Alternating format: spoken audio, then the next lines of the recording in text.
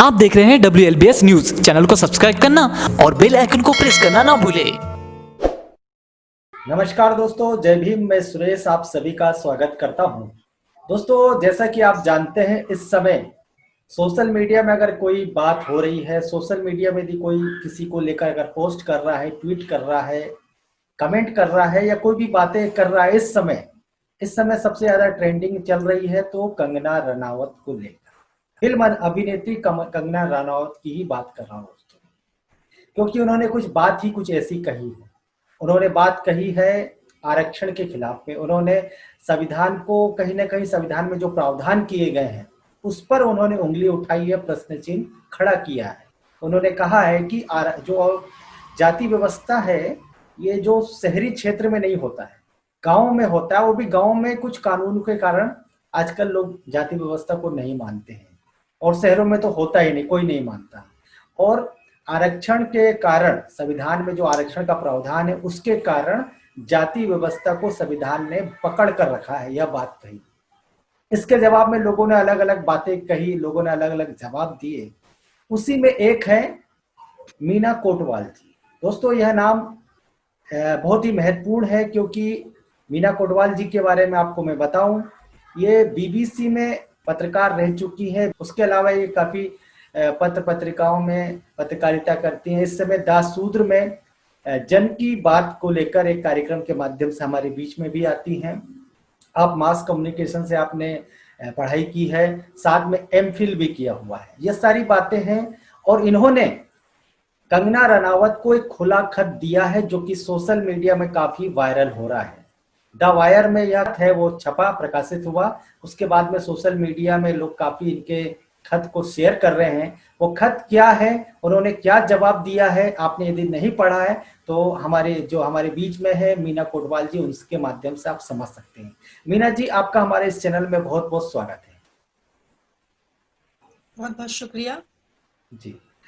मीना जी, आपने जो खत लिखा मैंने तो उसे पढ़ लिया है, लेकिन मैं चाहता हूं उसको थोड़ा सिलसिलेवार तरीके से हमारे दर्शकों को बताएं कि आपने वो बातें, बहुत सारी बातें आपने लिखी, आपने साथ जो जो कुछ हुआ, जो परेशानियां हुई, उसका भी आपने जिक्र किया है। आखिर ऐसी क्या जरूरत पड़ गई आपको कंगना रनावत को ये सारी बातें बताने के लिए? सुरेश जी, जैसा कि मतलब आपने लेटर में भी पढ़ा होगा, मैंने कंगना को मैं बहुत पसंद करती थी। जी। मतलब उसकी जो फिल्में आती थी, तनु वैट्स मनु हो गई, या और भी बहुत सारी उसकी जो फिल्में थी शुरुआत में बहुत अच्छी लगती थी कि वो चुलबुली है, बहुत अच्छी एक्टिंग करती है, तो फिल्में देखने का बहुत मन होता था। लेकिन अभी जो इस टाइम का जो दौर है, इस टाइम पे वो बहुत सारे बयान दे रही हैं। कभी आपको नेपोटिज्म पे मिल जाएगा कि भाई भतीजा बात नहीं होना चाहिए, बॉलीवुड में ये सब चल रहा है। लेकिन जातिवाद पे आज तक उन्होंने कभी नहीं बोला। तो जातिवाद पे जब उन्होंने बोला, ये पूरा जो मामला शुरू हुआ था, आपने देखा होगा, मामला जब शुरू हुआ ये शेखर गुप्ता के ट्वीट से शुरू हुआ। उन्होंने दिलीप सिंह मंडल का एक पोस्ट शेयर किया था, उनका एक जो लेख था जो द प्रिंट में छपा था, वो शेयर किया था उन्होंने।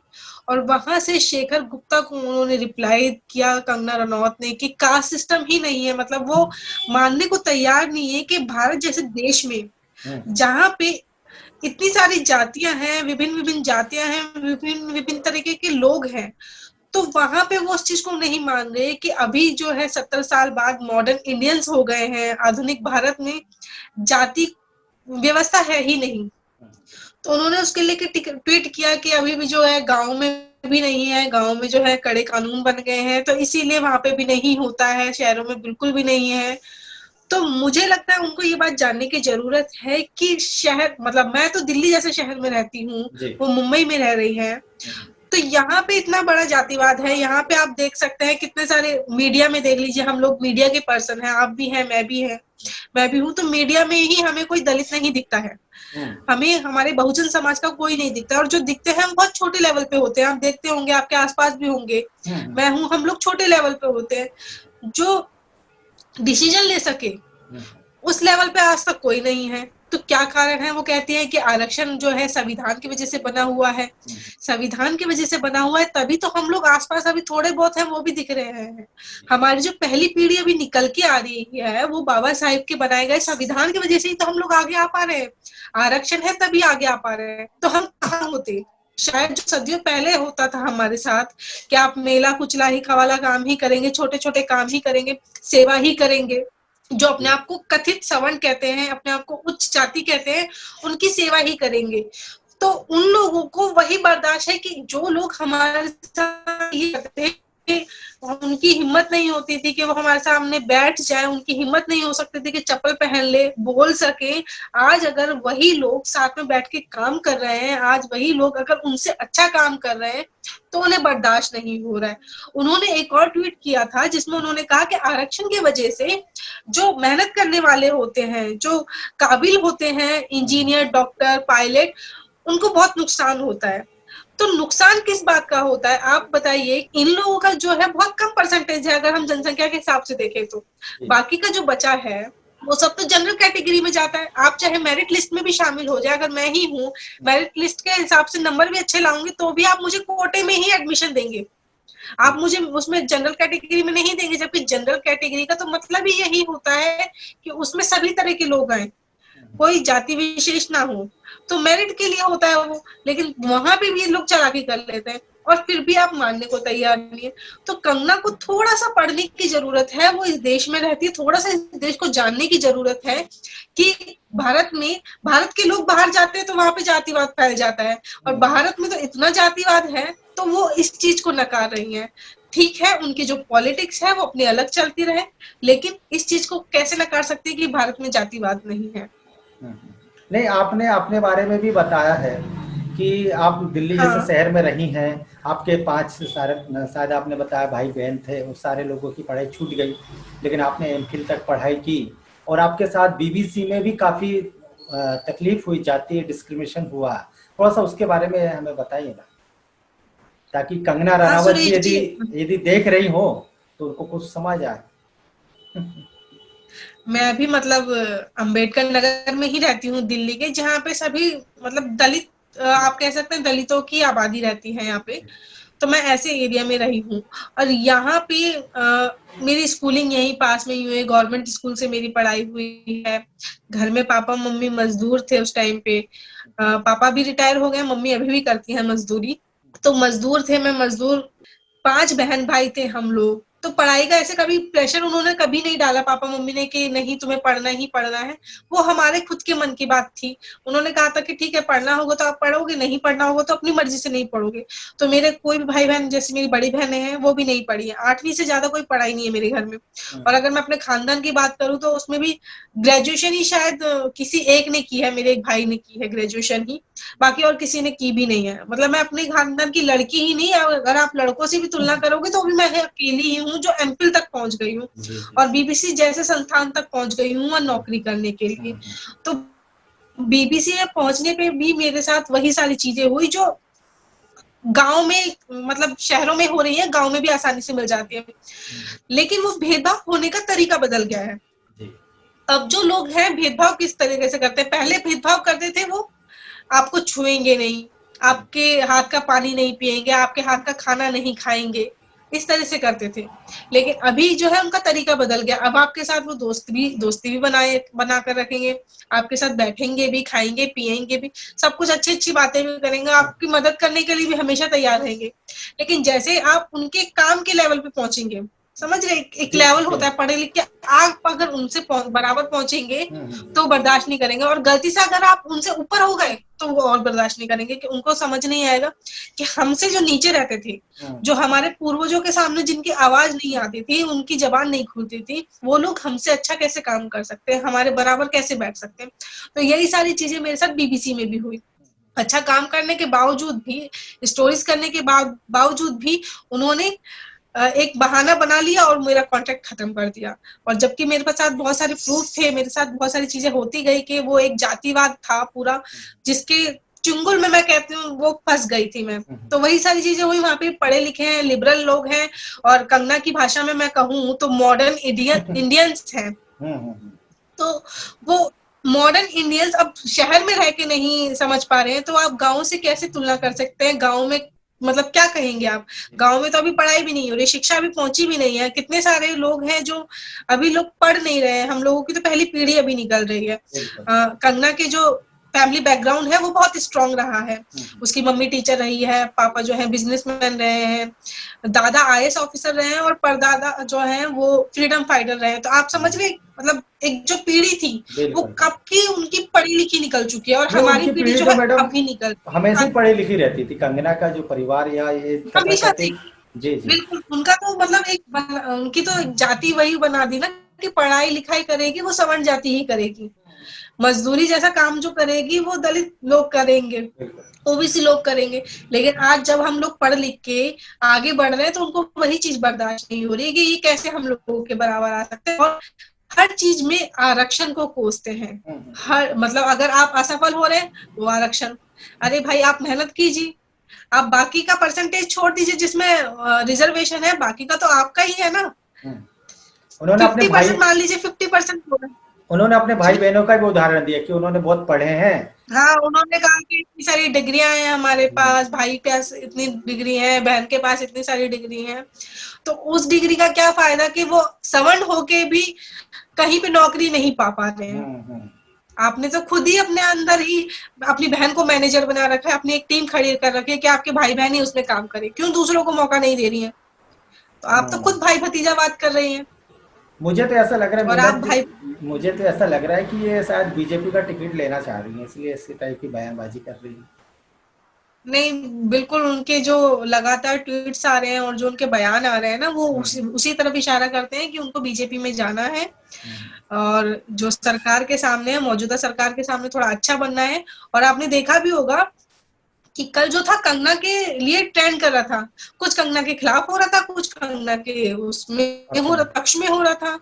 तो कोई लक्ष्मीबाई से तुलना कर रहा था उनकी, तो इस तरह से कंगना के लिए ट्रेंड भी कर रहा था। और बीजेपी के तो कई सारे जो नेता थे वो लोग कंगना को सपोर्ट कर रहे हैं। तो जो बीजेपी हमेशा आरक्षण को कहती है कि हाँ आरक्षण खत्म नहीं होगा, कभी खत्म नहीं होगा, पीछे से तो सभी लोग जानते हैं कि वो आरक्षण को खत्म करना चाहती है। धीरे धीरे जो है सरकारी नौकरियों को ही प्राइवेट बना रही है, जैसे रेलवे हो गया, या बहुत सारी चीजें अब धीरे धीरे प्राइवेटाइजेशन हो रहा है, तो वो उस चीज को खत्म कर रही है। लेकिन जैसे ही कंगना ने बोला वो लोग उसको सपोर्ट कर रहे हैं। तो इससे क्या समझ में आता है, क्योंकि बीजेपी भी आरक्षण के खिलाफ है, कंगना ने जैसे ही ट्वीट किया आरक्षण के खिलाफ, वो लोग उसके सपोर्ट में चले गए। नहीं मैडम, मेरे को ये बात समझ नहीं आती है, शायद ये लोग भूल गए कि आरक्षण तो अब पूरे देश के सभी लोगों को आरक्षण मिल रहा है, तथाकथित सो कार्ड सवर्ण है उनको भी तो आरक्षण मिल रहा है।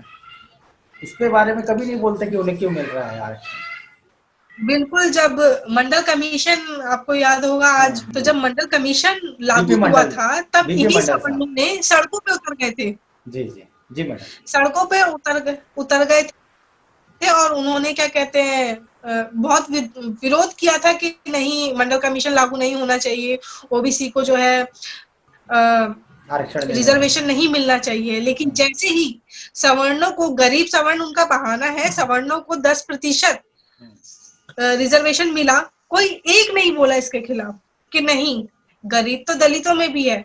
लेकिन देखिए गरीब ठीक है, गरीब एक आपकी वो है कि गरीब के हिसाब से आपके साथ भेदभाव नहीं होता है। अगर आप दलित और सवर्ण को गरीब साथ में खड़ा कर देंगे तो सवर्ण वाला जो गरीब है उसको आते जाते लोग प्रणाम करेंगे, पंडित जी राम राम, लेकिन कभी उसको हाँ दलित को नहीं करेंगे कि जाटव जी कैसे हैं, भंगी जी कैसे हैं, कभी जी करके नहीं बोलेंगे। तो वो यहाँ कंपेयर करते हैं और आरक्षण के लिए हमेशा आवाज उठाते हैं। कभी ये नहीं कहते हैं कि हमेशा कहते हैं ना कि आरक्षण की वजह से ऐसा हुआ, आरक्षण की वजह से ऐसा हुआ। कभी ये नहीं कहते कि इस जो जाति है वो हमेशा अत्याचार सह रही है, शोषण सह रही है। कभी इसके लिए नहीं बोलेंगे कि जाति की वजह से उनको कितना सहना पड़ रहा है, जाति की वजह से उनको आरक्षण मिल रहा है, इस पे उनको आपत्ति है। आखिर वो अमेरिका की जो विनफ्रे मैडम जो है, उनका नाम याद नहीं आ रहा मुझे, उन्होंने 100 किताबें जो कास्ट वाली जो किताबें हैं अमेरिका के सीईओ को उन्होंने दी है, उससे मामला चालू हुआ। उससे उनको तकलीफ हो गई कि फॉरेन के लोग भी इस बात को एक्सेप्ट कर रहे हैं। ओपरा विनफ्रे ने जो कास्ट के ऊपर किताब लिखी गई है, उन्होंने अमेरिका के 100 सीईओ को वो बुक भेजी कि कास्ट सिस्टम को समझना चाहिए, जबकि उस बुक में भी भारत के बिना तो कास्ट सिस्टम समझा ही नहीं जा सकता, क्योंकि यहाँ पे सब कास्ट सिस्टम है। तो उन्होंने उस बुक में भी यही का जिक्र है, मनु का जिक्र है, यहाँ की कास्ट का जिक्र है, यहाँ के सवर्णों का, दलितों का, सबका जिक्र है। तो जब उन्होंने वो बुक अपने क्या कहते हैं ओपरा विनफ्रे ने सीईओ को भेजी और इस पर दिलीप सी मंडल ने लेख लिख दिया, उसका एक रिव्यू लिख दिया बुक का, इस पर उनको आपत्ति हो गई कंगना को, वो एक्सेप्ट ही नहीं कर रही है कि अच्छा कास्ट जैसा तो कुछ होता ही नहीं। अच्छा मैडम, मुझे एक बात याद आ रही है, होने एक बात याद आ रही है मुझे। उन्होंने ये कहा कि मॉडर्न इंडियंस जो है, आधुनिक भारत के जो लोग हैं या शहरों के लोग हैं, वो कास्टिस्ट नहीं होते, जातिवाद को नहीं मानते हैं। तो आपने जो खत में भी जिक्र किया है युवराज सिंह का, सोनाक्षी सिन्हा का और कोई और सज्जन है उनका जिक्र किया है, थोड़ा सा उसके बारे में बताइए। शिल्पा शेट्टी है, सलमान खान है। आपको याद होगा जैसे सलमान खान कई बार कहते हैं अरे भंगी जैसे नहीं दिखना है, भंगी जैसा डांस नहीं करना है, इस तरह से ये भंगी जैसा जो भंगी गाली बना रखी है आपने, आप शिल्पा शेट्टी हो गई, मतलब कहीं भी आपने आसपास भी देखते होंगे, अगर कोई अच्छा नहीं दिख रहा है, जो सो कॉल्ड आपने खूबसूरती का पैमाना बना रखा है, अगर आप उस लेवल पे नहीं है तो आपको कहेंगे अरे क्या भंगी जैसा दिख रहा है, अरे क्या भंगी जैसे कपड़े पहन रखे है ना, क्या सफाई करने वाला लग रहा है, क्या जमादार जैसा लग रहा है, इस तरह से बोल देते हैं। तो ये गाली बना दिया आप छोटी जाति को, जो हाँ जो तथाकथित मैं कहूंगी जो आपके नजर में जाति को छोटा है, उसको आपने गाली बना दिया, क्योंकि आपके सामने वो लोग कमजोर हैं और कमजोरों पे आपने गाली बना दी। क्या आपने कभी सवर्णों पे गाली सुनी? क्या आपने राजपूत सुना है कि और कैसा राजपूत जैसा लग रहा है, क्या उसके पंडित जैसा लग रहा है?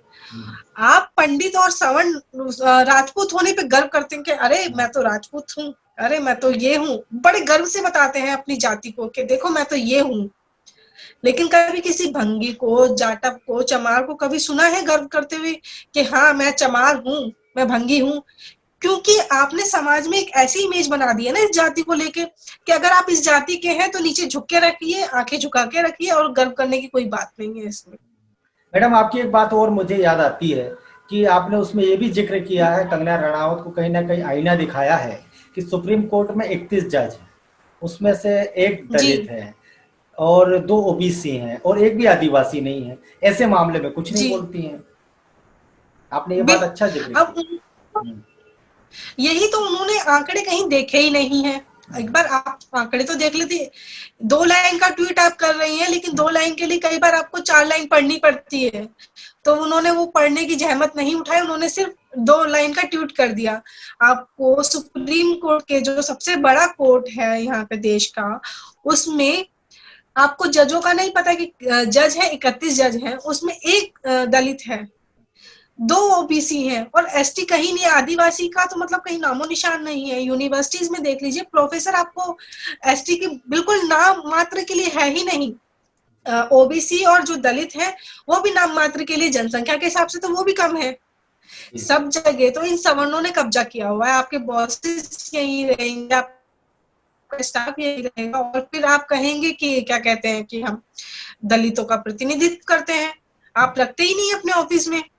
जी जी, फिल्मों में तो नहीं जब है। तक आप रखेंगे नहीं स्टाफ में, जैसे कई जगह, हाँ बिल्कुल सिनेमा में नहीं है। आप सिनेमा में मुझे एक नाम याद दिला दीजिए, कोई बड़ा नाम कि कोई इस कम्युनिटी से आता हो, कोई बहुजन समाज से आता हो, कोई भी नहीं है। जो भी है, कोई सिंह है, कोई शर्मा है, कोई झा है, कोई क्या है, कोई क्या है, लेकिन इस कम्युनिटी का कोई नहीं आएगा। और अगर आप कोई नाटक भी देखेंगे, कोई मूवी भी देखेंगे, उसमें भी इसी तरह के सरनेम रखे जाएंगे। और जो अगर आपके सरनेम रखे जाएंगे जाटव यादव टाइप के जो रखे जाएंगे, उसमें आपको कमजोर दिखाया जाएगा या विलन दिखाया जाएगा। हमेशा याद है, उनको हमेशा विलन दिखाने की कोशिश करते हैं, लेकिन जैसे सवर्णों के सरनेम वाले आ जाएंगे ना, वो हमेशा हीरो बने रहते हैं। अरे मैंने तो वो आप सिनेमा में भी इतना जातिवाद है। वो जो भाभी जी सीरियल आता है, भाभी जी, उसमें एक तिवारी जी हैं तो एक मिश्रा जी हैं, बस यही दोनों का चलते रहता, बड़ा गर्व दिखाते रहते हैं, छिछोरापन करते करते। बिल्कुल उन दोनों का दिखाते हैं। आप कोई भी नाटक उठा लीजिए, इसी तरह के सरनेम आपको मिलेंगे। जी जी कोई अगर कोई एक आध मिल जाएगा इस बहुजन समाज का, तो वो तो या तो विलन होगा या कोई गरीब कुचला मैला दिखाया जाएगा। उसको उसकी इमेज ही इस तरह से बना दी गई है ना इस देश में। अच्छा मैडम, और मुझे आप कह ऐसा रहे हैं लगता है, जातिवाद। मैडम मुझे ऐसा लगता है हम्म, कि इसके पीछे कोई रणनीति काम कर रही है लगता है। इनको सेलिब्रिटी को कोई बोलता है कि आप इस प्रकार का बहस चालू करो देश में, मुझे ऐसा लगता है। देखिए रणनीति तो क्या ही करेंगे जब फिल्मों में उनको काम नहीं मिल रहा है, तो अब उनको मतलब उनपे चॉइस नहीं है, हम कह सकते हैं उनपे चॉइस नहीं है, तो उन्होंने सोचा होगा कि राजनीति की तरफ चले जाते हैं। तो अब जब फिल्मों में आपके पास काम नहीं है, एक तो आप सबको बुरा कह रही हैं, हर चीज पे आवाज उठा रही है, लेकिन जातिवाद पे आवाज नहीं उठा रही है। क्यों? क्योंकि जो जिस सरकार में वो जाना चाहती है, जिस पार्टी की तरफ वो जाना चाहती है, वो पार्टी आरक्षण विरोधी है, वो संविधान विरोधी है। तो इसीलिए आपने भी वही उसी लाइन में आप चले गए हैं, वही रास्ता अपना लिया है आपने। जी जी तो मैडम, ये आखिरी, रणनीति नहीं है इनका। अच्छा जी, मैडम, मैं चाहता हूँ आखिरी संदेश कंगना रनावत के लिए क्या है आपका? उनको समझ आए, उन्हें सद्बुद्धि मिल जाए, उनके जो जो दिमाग के ताले जो है शायद खुल जाए, आप ऐसा क्या कहना चाहेंगे? देखिए एक दो बातों में मैं खत्म करूंगी। उनको राजपूत होने का बहुत गर्व है, वो गर्व से कहती है कि मैं राजपूत हूँ, और मैं क्यों ना बताऊं कि मैं राजपूत नहीं हूँ। तो पहले तो अगर अभी तक नहीं समझ आया ना उनको कास्ट सिस्टम इंडिया का, तो उनको ऐसे एरिया में जाना चाहिए और अपना सरनेम छिपाना चाहिए, अपनी पहचान छिपाना चाहिए। क्योंकि वो एक हीरोइन है, इसलिए उनको लोग जानते होंगे चेहरे से, तो कोशिश करें वो चेहरा भी छिपा ले। तब उनको पता चलेगा, चमार लगा के जाए, जाटव लगा के जाए ना किसी कॉलोनी में, घर लेने जाए, कमरा लेने जाए, तो उनको पता चलेगा। अभी नैनीताल की आपने खबर देखी होगी कि एक महिला ब्राह्मण थी और उसने अपने पास वाले घर में किसी दलित को हरिजन थे वो, हरिजन को घर खरीदने से मना कर दिया, खूब गाली गलौज की। उन्होंने कहा कि हमारे बच्चे बिगड़ जाएंगे, उनपे गलत प्रभाव पड़ेगा। मतलब किस तरह का गलत प्रभाव पड़ेगा, आप क्या छिपाना चाहते हैं, ये सारी चीजें। तो ये चीज मैं कह रही हूँ कि वो अगर अपना सरनेम चेंज करके जाए, अपनी पहचान छिपा के जाए ना ऐसी कॉलोनी में, सवर्णों की ही कॉलोनी में जाए और कमरा लेने जाए, तो उनको पता चलेगा कि जातिवाद क्या है। दूसरा, वो थोड़ा पढ़ लें, अगर दो बात भी कह रही है तो थोड़ा सा पढ़ लें कि क्या चल रहा है, देश का माहौल क्या है क्या नहीं, उनको पढ़ने की जरूरत है। तो यही सब मैं कहना चाहूंगी। जी जी जी बातें तो बहुत सारी है, लेकिन अगर कोई आदमी अगर मानने ही नहीं चाहे, अपनी जाति का दम छोड़ने ही ना चाहे, तो शायद वो हमारी बात को एक्सेप्ट भी नहीं करेगा, वो अपनी बातों पे ही रहेगा। मैडम, फिर भी आपने बहुत ही अच्छी बातें कही, और आपने जो खत लिखा है वो खत में उन्हें पूरा जवाब दे दिया है। अगर उस खत को पढ़ लेंगे तो शायद उनको भविष्य में कभी इस प्रकार की बातें नहीं करेंगे। बोलिए। पढ़ेंगी तो उनको काफी कुछ समझ में आ जाएगा, और आगे भी थोड़ा सा अगर उनको तब भी डाउट होता है तो मैं उनको अपनी स्टोरीज भी भेज दूंगी कि मैंने इस तरह की बहुत सारी स्टोरीज की हैं। सीवर साफ करने वाले मर जाते हैं, लेकिन उनके खिलाफ कोई, मतलब उनके फेवर में कोई केस नहीं होता है, जो लोग मार रहे हैं उनके खिलाफ कोई केस नहीं होता है। उनको तो कुछ लोगों को मुआवजा मिल जाता है अगर वो बड़ी खबर बन जाती है, लाइमलाइट में आ जाती है। जैसे दिल्ली जैसे शहर में कुछ खबरें जो है सामने आ जाती है, लेकिन आज भी कई सारे गांव हैं, कस्बे हैं, वहां पे नहीं आती है। रांची जैसे शहर में, और अगर आप उसके रांची के अगर 300-400 किलोमीटर गांव में जाएंगे तो वहां की खबरें नहीं मिलेंगी, झारखंड की नहीं मिलेंगी, छत्तीसगढ़ की नहीं मिलेंगी। तो ऐसे बहुत सारे हमारे यहाँ के राज्य हैं जहाँ की खबरें हमारे सामने तक नहीं आती है। बिहार, यूपी, इतने बड़े बड़े राज्य हैं, राजस्थान है, तो यहाँ की खबरें आती ही नहीं है। हम लोगों को सिर्फ दिल्ली मुंबई में जो हो रहा है वही पता चलता है, और कहाँ ज्यादा कुछ पता चलता है। वहाँ के लोकल पेपर ही है जो क्या कहते हैं, कवर करते हैं। और अगर उनको अभी भी जातिवाद समझ नहीं आ रहा तो डेली का एक न्यूज़पेपर उठा लें, पढ़ लें, उन्हें एक दो खबर तो जरूर मिल जाएगी वहां पे कि किस तरह का लोग व्यवहार करते हैं ऐसे लोग उसके साथ। जी जी मैडम, आपने बहुत ही महत्वपूर्ण समय निकाला और हमारे बीच में आए और अपनी बातों को साझा किया, इसके लिए आपका बहुत बहुत धन्यवाद। और हम चाहेंगे भविष्य में भी कुछ ऐसे मुद्दों पर आपसे हम बात करें और आप हमारे साथ में आए। जय भीम। Thank you. जय भीम।